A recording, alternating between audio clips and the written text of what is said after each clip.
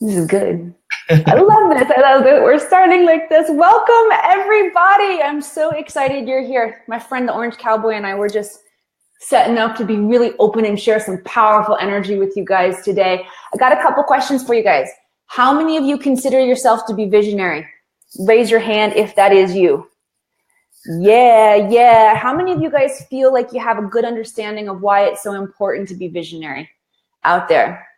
It is of the utmost importance based on what is happening on our planet right now. As you guys know, because you're tuning in, because you're here, because you're part of this program, you know that the earth is undergoing massive shifts in consciousness right now. And I'm guessing a lot of you guys have heard of Eckhart Tolle. If you haven't read his book, he really coined the idea about the new earth. And the new earth is what we visionaries are coming here to create when we exist from a space of peace, love, and joy as our baseline resonance in our life. And we're here to talk to you guys today about what it is to be visionary. We both consider ourselves visionary people here. My friend, the Orange Cowboy, who's coming in to hang out, returning here to the Akashic Network. And just by you being here, just by you being in the conscious presence, the energy, the awareness of other visionary people, you are catching some of that wave today. You're going to have the visionary aspect of your own energy activated just by being here. So with no further ado, let me introduce to you somebody who I was so excited to finally meet because we've been dancing around each other's energy fields for quite a while. My friend and yours, we have Swami Sadashiva Tirtha, also known as the Orange Cowboy today. Welcome, my friend. Joy, Emily. Thanks for having me here. It's wonderful to be here. Yeah, I'm super excited to have you here. I'm going to say hello to a couple of you guys out there. We've got Krista in the house, a member of the Akashic Academy. Casey is here. Hello, Casey. And Barbara is here today. As many of you guys know, I am the founder and director here at the Akashic Academy, building this amazing community with my partner, Coach Nick. And we are really coming together as visionary individuals to create this space for people who are ready to take their spiritual growth, their own understanding of their consciousness to the next level, to make that a priority. And we are sharing workshops and knowledge and meditation times from all different practices, not just the Akashic Records, which are my specialty. So I'm really excited to welcome you into this community. And Swami, tell us what being visionary is to you and how that's really been a powerful tool in your life. Yeah, being visionary is like having your real eyes. You know, that's really what it just comes down to.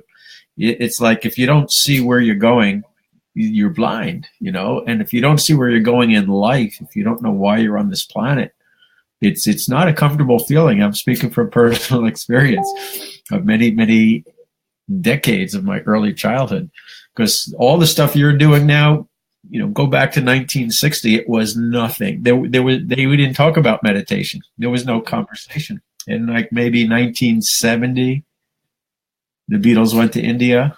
We heard about meditation for the first time. Mm-hmm. So I wrote a poem when I was in high school called Kismet Demur. It was the man who had the uncertain destiny.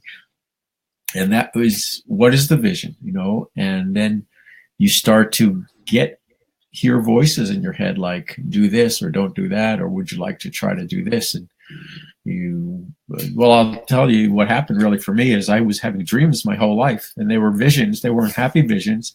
That I would have dreams as a child that I'd be separated from my parents.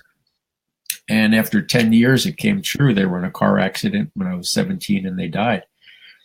And so I realized I was getting these visions, I guess I called them back then. I didn't think it was any gift because that was not a fun thing and I couldn't do anything about it. And I thought it was maybe masochistic more than godly. But I did say, well, what caused that? Who was telling me that? And so I at least had the vision to know that there was something out there that we were not talking about. And so I just dove into metaphysical. I became a meditation teacher. Well, I studied meditation and I became a meditation teacher. And then visions for me kept changing from, go into the metaphysical world, now come back into the real world.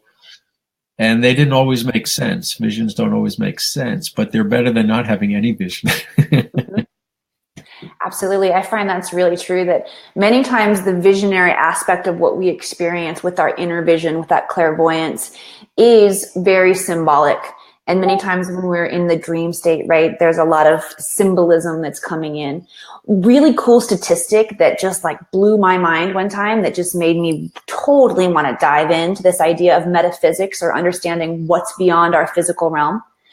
Of the electromagnetic spectrum of energy of the entire cosmos, human beings can perceive with our physical eyes 0.003% of what's out there. So that's 0.003%.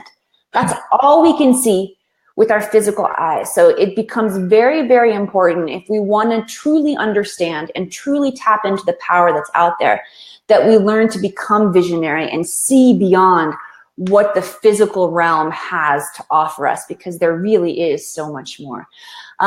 You, my friend, are a very visionary person. You have some really, really exciting projects that you're working on that are going to transform the planet.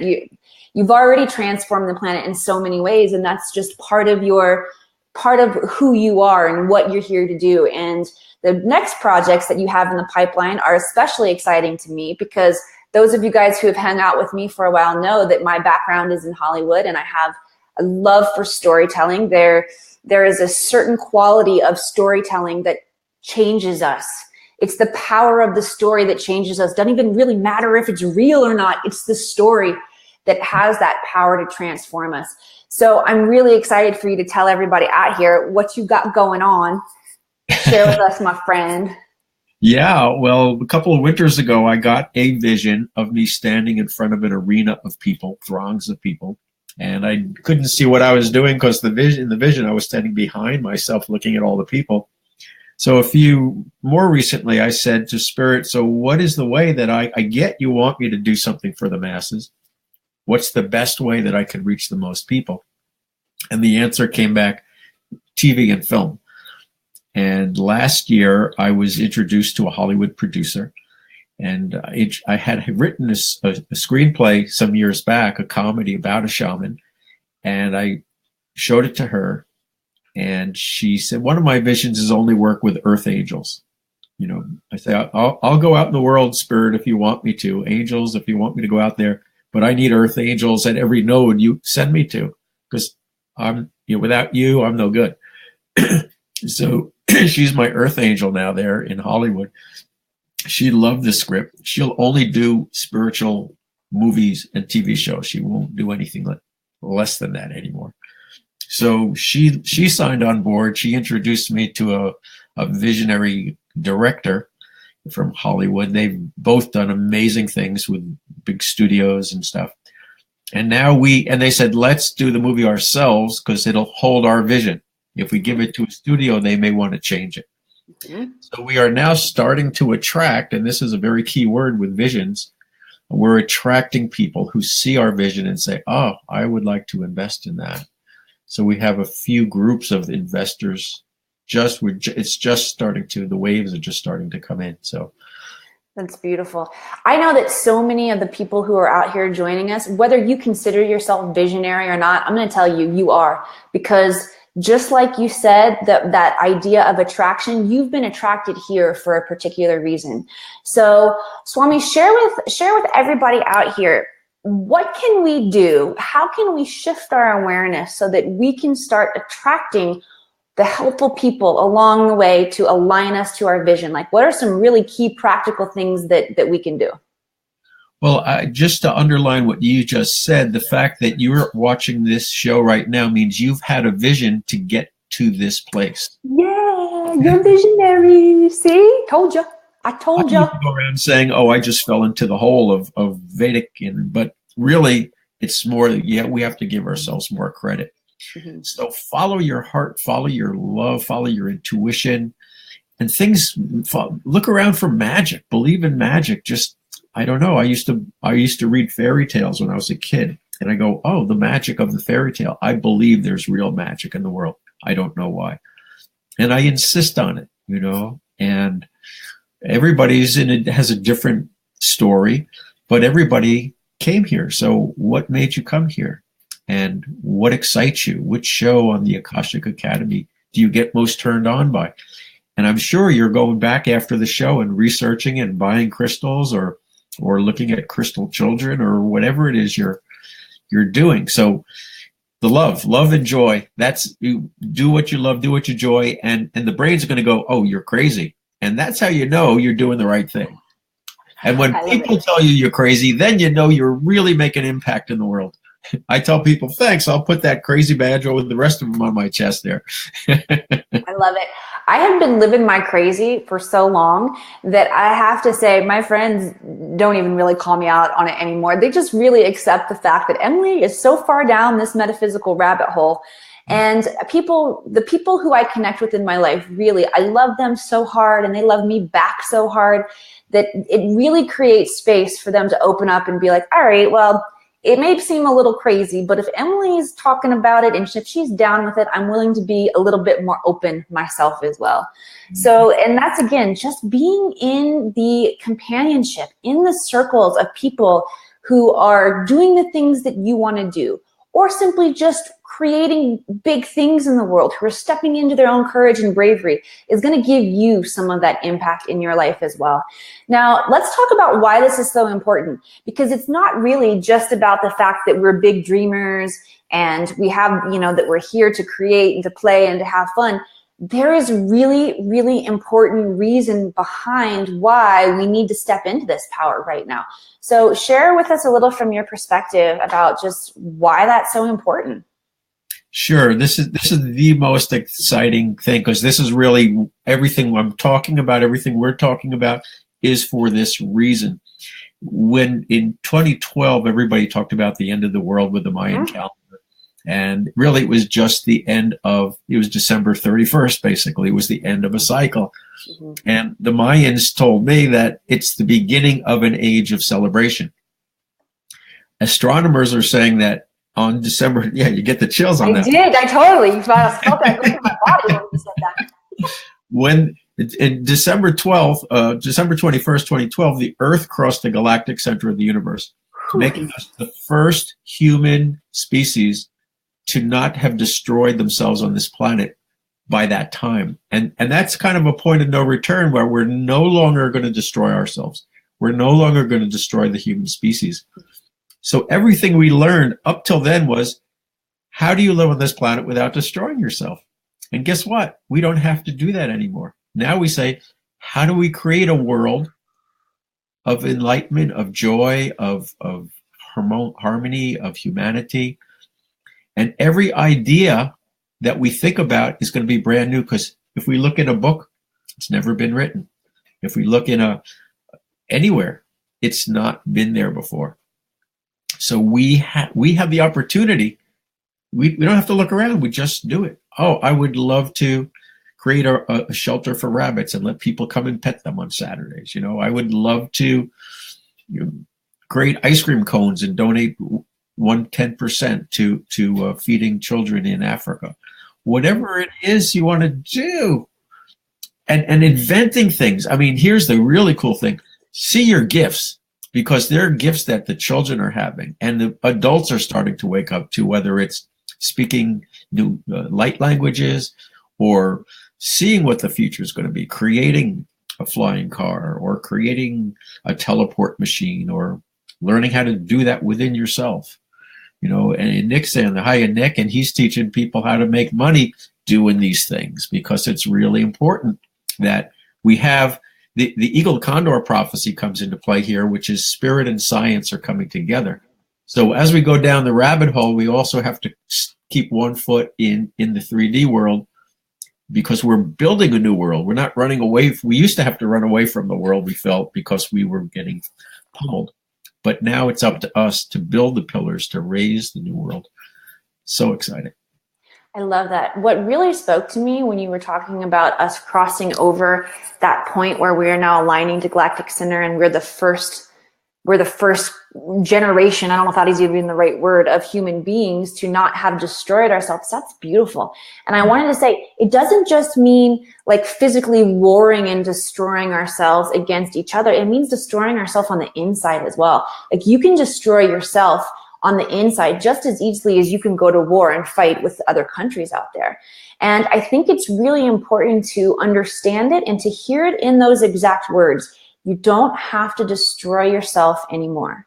Because once we realize that, once we realize cosmically this is happening, and we can give ourselves that permission to not have to live those same paradigms anymore, it begins to melt away. And I think so many of us have been subconsciously programmed by the paradigms of society that we're experiencing, that we got to be really hard on ourselves, that that's the only way to really get better at something is to be really hard on yourself about it. And that's just simply not the case anymore.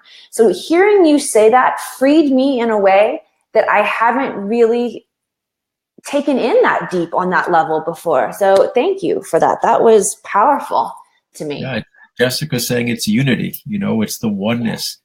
It's not us and them, and it really is self-love, self-value. And the way we get self-value is to listen to our unique calling. Oscar Wilde says, be yourself, everybody else is already taken. That's right. The more we hear our calling, the more we see our unique gifts. So, for example, you studied Akashic Records, and then you said, but I don't want to be like that person because I'm not that person. How will I teach Akashic Records? So it's me. I'm not just a photographic record. And all of us have that opportunity to figure out who we are and how we deliver what we deliver. And the story we tell is going to be different than everybody else's story. And that's probably a great place to start. Write down your story and honor it. I used to not honor my story. That once you honor your story, now you're unique. I love that. I also love what you said about us really creating our own stuff and putting it out there, whether it is a flying car or whether it's your own healing modality. When I was asking myself those questions, when I decided I do want to share how for other people to plug into the Akashic Records, but I want to share my way. What does that look like? When I was creating and downloading the coursework that has now become the class that I teach, one of the really powerful modality, or I should say modules, they wanted me to really, really focus on was inspiring these students to create their own healing modalities. Whether it's creating your own way to get into the records, whether it's creating your own version of Reiki or your own version of yoga or your own version of Tai Chi. These things only got here to this planet because certain people were willing to open up and bring them through. And there are so many that we need here in the new earth, but it requires us to show up. And I didn't even realize at the time when I'm taking down all this information and creating these videos, I didn't realize why it was so important. And like you said, many times, when you receive a vision, you don't necessarily understand all of the components in the beginning. It takes a while for it to unfold. But I trusted that was a really important part of what it is that I was sharing. And a really important way that the Akashic Records could honor society right now and help us move forward. So I identify with that very strongly, of just the idea of being brave enough to create what it is that you're here to create. You just said something very interesting. The way they invented yoga was that they looked at the animals and they mimicked their poses. Yes. We're in a new Earth. I call it Earth 2.0. There's nothing on this planet that we can mimic. We have to look to the higher dimensional beings, whether they're ETs or angels or whatever, and get the downloads. The downloads are coming from higher dimensions now, not from this dimension. So that's why it's still good. I still follow Ayurvedic food plans and things like that. I still do yoga and some martial arts, but that's just kind of like the foundation to keep the physical body intact until we start downloading things to some of the kids, from what I'm seeing in these YouTubes, they're already spontaneously healing, or they're watching it. The guy's watching an orb come into his body, and 2 days later his tumor's gone. It's starting to happen. So until we do the transition, there is still going to be some earth stuff that we're going to use. But the point is, look to higher dimensions, look to your spirit guides, say, thy will be done. That's one of the best ways to get out of your own way. Cool.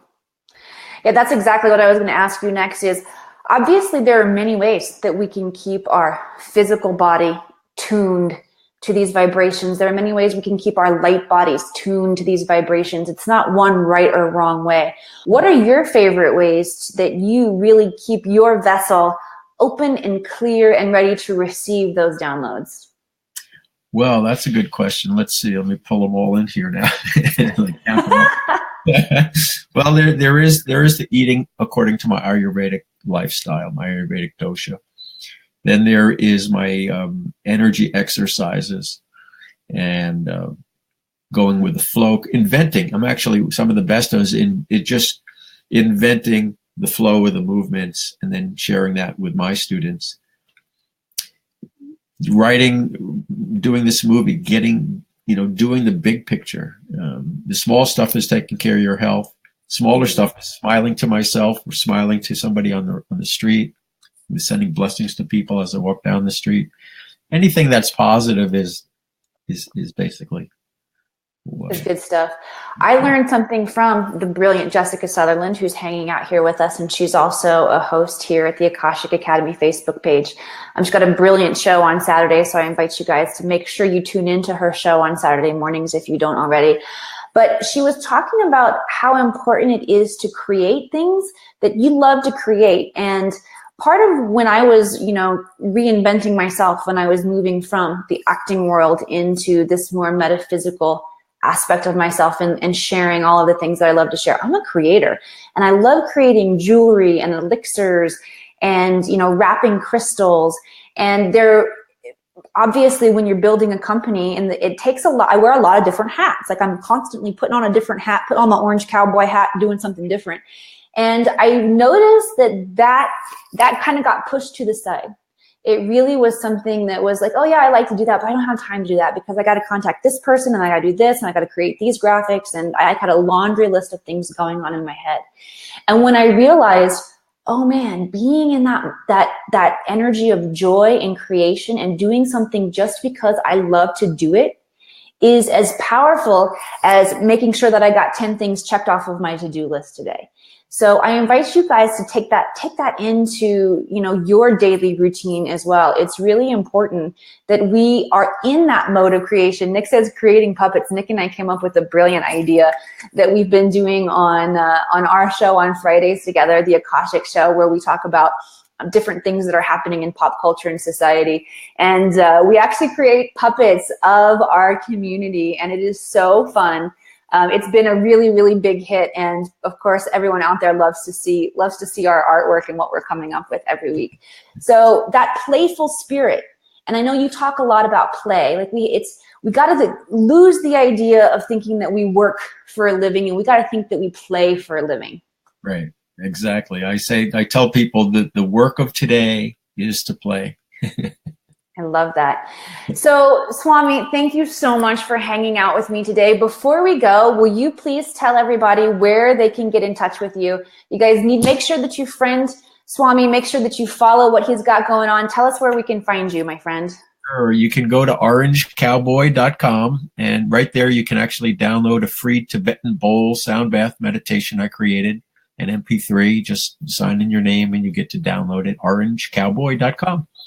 I've got a 21-day course of living in joy. You can get that right online there. And I'll be doing Ayurvedic, VIP Ayurveda, because everybody deserves royal health.